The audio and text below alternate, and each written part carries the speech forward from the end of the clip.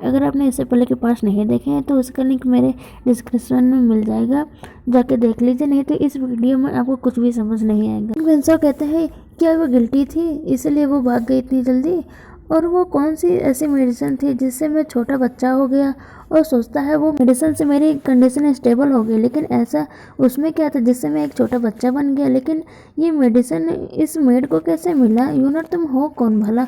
उसके बाद फेरी अपने कमरे में जाती है, मतलब मेड क्वार्टर वाले रूम में जाती है। वो कंकुबाइन वाले हेयर पिन निकाल देती है और कहती है मैं तो भूल ही गई थी कि मैंने लिल फेंग को उस मेडिसिन के बारे में सब कुछ बता दिया था। तो वो कर्सर इंस्पेक्टर मेरे इस आइडेंटिटी पर शक करेगा। मुझे फेंसाओ की कंडीशन को ठीक करने के लिए वो ट्रेजर से ढूंढने होंगे। उस औषधि से किंग फेंसाओ ठीक हो जाएगा और मेरा मिशन भी पूरा हो जाएगा और मैं यहाँ से चली जाऊंगी। और अगर उसने मेरी जांच पड़ताल करना शुरू कर दिया तो मुसीबत में फंस जाऊंगी मैं। तो उसके बाद फेरी औषधियों को ढूंढने के लिए फेरी अपने स्पेल से एक पोर्टल क्रिएट करती है और कैलिस्टा से अपने 5 दोस्तों को बुलाती है। फेरी के दोस्त बड़े ही क्यूट से थे। वो पूछते हैं मियां मियां तुमने हमें क्यों बुलाया है? फेरी उनसे औषधियों को उन्हें दिखा कर पूछते हैं कि आप लोगों ने ये औषधियाँ कभी देखी हैं?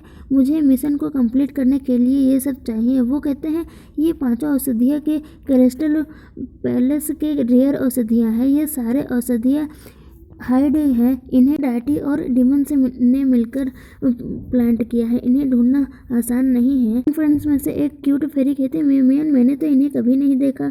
हाँ अब मुझे याद आया, मुझे लगता है मैंने इनमें से एक औषधि को कहीं देखा है।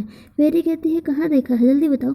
वो कहती है हाँ मैंने इस बुद्धा गानो ड्रामा को फैंगलिंग कंट्री में देखा है। फिर सोचती है फैंगलिंग कंट्री क्या कोइंसिडेंस है, मैंने यूनर को भी वही तो टेलीपोर्ट किया था। फ्रेंड कहता है वहाँ जाने से पहले मैं तुम्हें बता दूं कि उस सभी दिव्य औषधि की खेती भूमि की आध्यात्मिक ऊर्जा पर की गई है। उसे उपधि तोड़ने के बाद तुरंत ही उसे खिला देना, नहीं तो वो गायब हो जाएगी। इसलिए अगर तुम्हें फेंसाओ को ट्रीट करना है तो तुम्हें भी उसके साथ उसे ही ले जाना होगा अपने साथ। फेरी ये बताने के लिए उसे थैंक्स बोलती है और कहती है मेरा मिशन कंप्लीट होने के बाद मैं तुम लोगों को ट्रीट दूंगी। वो सब फेरी को बाय बोल के चले जाते हैं। उसके बाद फेरी सोचती है मुझे फेंसाओ को फैंगलिंग कंट्री ले जाना होगा, लेकिन कैसे? अरे हाँ मुझे अभी कंकुबाइन का टाइटल मिला है और फैंगलिंग कंट्री में रियल यूनर भी तो है। वहाँ पर जाने के बाद यूनर को अपनी प्लेस से बदल दूंगी। उसके बाद उन दोनों को प्यार हो जाएगा और वो हैप्पीली फॉरएवर रहने लेंगे और उनका बच्चा होगा। फिर मेरा मिशन कंप्लीट हो जाएगा। मुझे अभी फेंसाओ से मिलने जाना होगा, मैं उसे ट्रिक करूँगी फैंगलिंग कंट्री में मेरे साथ चलने के लिए। इधर लॉन्गसी पैलेस का सीन दिखाया जाता है। किंग फेंसाओ अपने गार्ड से पूछ रहा था क्या कुछ पता चला उस चेंचुआन के बारे में। गार्ड बताता है योर मैजेस्टी हमने इंपीरियल मेडिसिन सर्विस में पूछा और पता चला कि चेंचुआन वहाँ पर एक फिजिशियन है। वो हाल ही में महल आए हैं। उनके बारे में कुछ भी शक करने वाला ऐसा कोई बात नहीं है। किंग फेंसाओ को तो भरोसा ही नहीं हो रहा था और जांच जारी करने के लिए कहते हैं और से कौन सा चेन के बारे में पूछते हैं कि क्या उसे मेरे कंडीशन के बारे में पता चल गया? क्या तुम लोगों ने इसके बारे में पता किया कि वो किससे मिली हुई है? गार्ड्स कहता है कि कौन सा चैन से कोई भी कोल्ड पैलेस में मिलने नहीं आया, ना ही कुछ शक करने वाला लगा। किंग फेंसाओ कहते हैं ये मामला जितना मैं सोच रहा था ये तो उससे भी ज़्यादा गंभीर होता जा रहा है। इधर फेरी फेंसाओ के पैलेस की एंट्रेंस पर खड़ी थी, कह रही थी कि मैं आई हूँ यूनर। उसे गार्ड तो अंदर ही नहीं जाने दे रहे थे। किंग फेंसाओ अपने गार्ड्स को जाने के लिए कहते हैं और फेरी से मिलने चले जाते हैं और सोचते हैं ये तो सुबह मुझसे भाग गई थी, अब ये मुझसे क्यों मिलने आई है। इधर फेरी गार्ड्स को बता रही थी कि मैं किंग की कंकुबाइन हूँ। तभी उधर से फेंसाओ आ जाता है और फेरी से कहता है तुमने तो ये पोजीशन लेने के लिए इनकार कर दिया था, अब क्या हो गया? फेरी फेंसाओ से कहती है मैं बस मान गई। मैजेस्टी अंदर चलिए, मुझे आपसे कुछ बातें करनी है। किंग फेंसाओ अंदर लाके कहते हैं तुम क्या यहाँ मेरे बेड को वार्म करने आई हो कंकुबाइन यून? फेरी कहती है मुझे आपका बेड वार्म करने में कोई परेशानी नहीं, लेकिन क्या आप श्योर हैं कि आप मेरे साथ सब कुछ कर सकते हैं? फेंसाओ फेरी को करीब करके कहते हैं क्या तुम ट्राई करना चाहती हो? फेरी दूर हटके कहती है इसकी ज़रूरत नहीं है, अगर आप ऐसा कुछ करेंगे तो आपको ब्लड की वोमिटिंग होगी, आपकी बॉडी वीक है और आप फिर से बीमार हो जाएंगे और मुझे फिर से आपको सेव करना होगा। फेंसाओ कहते हैं यूनो तुम्हें मेरी कंडीशन के बारे में कैसे पता चला? जिसने भी मेरी कंडीशन के बारे में जाना मैंने उसे मरवा दिया। फेरी सोचती है इसीलिए कोई इसके बारे में बात नहीं करता और कोई डॉक्टर भी इसके कंडीशन को ट्रीट नहीं करता। फेंसाओ फेरी के से कहता है यूनो तुम मेरी बॉडी के हर कंडीशन के बारे में इतने अच्छे से कैसे जानती हो? तुमने मुझे ऐसी दवा भी दी जिससे मैं एक बच्चा बन गया, और जब मैं बच्चा था तो क्यों तुमने कॉन्सर्ट चेन के सारे सर्वेंट और गार्ड्स को मार दिया? एक नॉर्मल इंसान ऐसा कभी नहीं कर सकता। तुम कौन हो यूनर? फेरी के तो पसीने निकलने लगते हैं और फेंसाओ से कहती है जब मैं छोटी थी तो बचपन में मार्शल आर्ट सीखा था और मुझे मेडिकल भी आता है। फेंसाओ कहता है यूनर मैं तुम पर भरोसा करता हूँ, मैं जो तुमसे प्यार जो करता हूँ, लेकिन यूनर प्लीज़ मुझे कभी धोखा मत देना। फेरी डरते हुए कहती है मैं कभी आपको हर्ट नहीं करूँगी और मैं यहाँ आपको कुछ इम्पोर्टेंट बताने आई हूँ। और फेरी सोचते हैं ये मुझ पर शक कर रहा है, अब मैं यूनर से अपनी प्लेस कैसे बदलूंगी? फेंसाओ बैठ कर कहता है क्या बात है बताओ। फेरी कहती है योर मैजेस्टी आपका राज्य के लोग बहुत अच्छे से शांति से रह रहे हैं क्योंकि आपने उन्हें बहुत अच्छे से प्रोटेक्ट किया है, तो आप क्या एक बार किंगडम में घूमना नहीं चाहोगे? किंग फेंसाओ पूछते हैं वैसे कहाँ जाना है?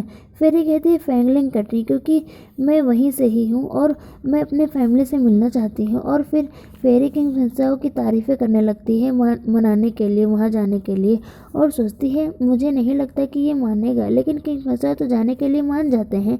फेरी तो हैप्पी हो जाती है और शौक होके पूछती है फिर वही बात, तो किंग कहते हैं हम कल ही सुबह निकलेंगे। फेरी फिर से एक बार पूछती है कंफर्म करने के लिए, तो फेंसाओ कहते हैं तुम्हें नहीं जाना तो ठीक है, मैंने जो कहा तुम भूल जाओ। फेरी तो हैप्पी हो जाती है कि कल हम जाएंगे और किंग की तारीफें करके अपने सामान को पैक करने जाने लगती है और सोचते हैं मैंने इसे कितनी जल्दी मना लिया। इधर किंग फेंसाओ सोचते हैं ये तो सच में एक डम पगल है, उसने अपने बारे में मुझसे कुछ भी नहीं छुपाया। जो गार्ड आए थे किंग फेंसाओ के पास जानकारी देने के लिए, वो गार्ड गए नहीं थे, छिपे हुए थे।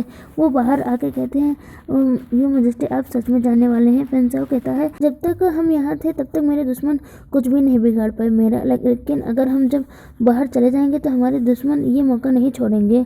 वो गार्ड कहता है वहाँ जाना आपके लिए डेंजरस हो सकता है। फेंसाओ कहते हैं मैं जानता हूँ मैं क्या कर रहा हूँ।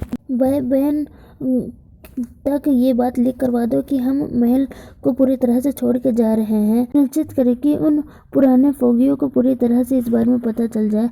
फिर वो गार्ड अपना काम करने के लिए चला जाता है और किंग कहते हैं अब मुझे इस मेड का मतलब यूनर का होम टाउन चेक करने को मिलेगा।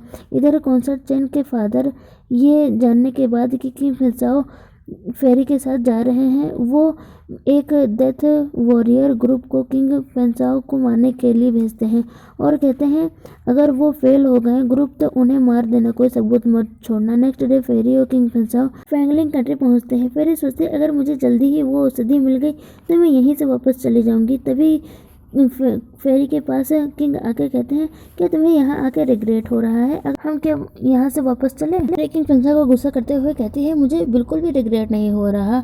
और फिर फेरी फिंगलिंग कंट्री को देख के वहाँ की तारीफें करने लग जाती है। किंग कहते हैं ये तो तुम्हारा होम टाउन है ना, तो तुम ऐसे क्यों रिएक्ट कर रही हो जैसे तुम यहाँ पे पहली बार आई हो?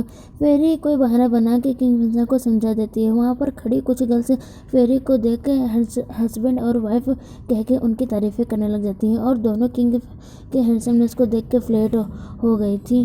किंग फेंसाओ का गार्ड आके कहता है मास्टर यहाँ बहुत लोग हैं, हमें यहाँ से चलना चाहिए। किंग कहते हैं नहीं मैं ठीक हूँ। तभी वहाँ पर एक मैन आके उन्हें अपने होटल में रहने के लिए कहता है। किंग फेंसाओ उसके होटल में रुकने के लिए मान जाते हैं और उसके साथ जाने लगते हैं। फेरी कहती है मास्टर ये मैन मुझे कुछ ठीक नहीं लग रहा है। किंग कहते हैं ये सब बड़ी जल्दी तुम समझ गई, वैसे चिंता मत करो हूँ ना। वहाँ पर वो सब पहुँचते हैं तो वहाँ का नज़ारा देखने लग जाते हैं। वहाँ पर जाल बिछाया गया था, वहाँ पर बहुत सारे ऐसे मैन थे जो सस्पिशियस लग रहे थे।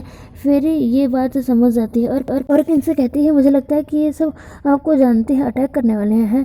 तो किंग कहते हैं अगर वो जानते हैं तो वो बाद में पता चलेगा। उसके बाद रिसेप्शन पर जाके बेस्ट वाला रूम मांगते हैं। फेरी कहती है एक रूम क्यों, मैं कहाँ रहूँगी? किंग फेरी का हाथ पकड़ के कहते हैं तुम मेरे ही रूम में रहोगी। फेरी तो कुछ और ही समझने लगती है और खुद को ढक लेती है और कहती है मुझे तुम्हारे साथ नहीं रहना। और सोचती है कर्सर टेम्परेचर क्या मेरी ब्यूटी से अट्रैक्ट हो गया है और अपनी बॉडी को कवर करने लगती है। किंग कहते हैं तुम क्या समझ रही हो, और सोचते हैं मैं इधर इसकी सेफ्टी के लिए परेशान हूँ और ये पागल पता नहीं क्या समझ रही है। फेरी कहती है मुझे भी एक रूम चाहिए अलग का। गार्ड फेरी को समझाने वाला था कि वो क्यों एक ही रूम में रहने के लिए कह रहे हैं, लेकिन उसे किंग रोक लेते हैं और किंग कहते हैं हम 2 रूम लेंगे।